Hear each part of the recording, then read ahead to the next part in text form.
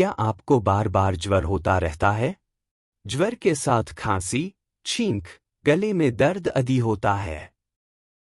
इसके लिए आप आयुर्वेदिक औषधि अपना सकते हैं।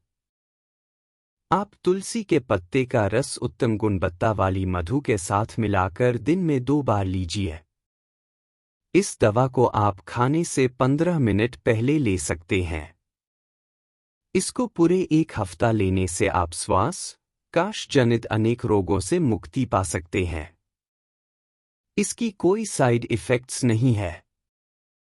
हमारा चैनल आयुर्वेद संधान को सब्सक्राइब कीजिए और ऐसी आयुर्वेद से जुड़ी अनेक बातों का ज्ञान लीजिए।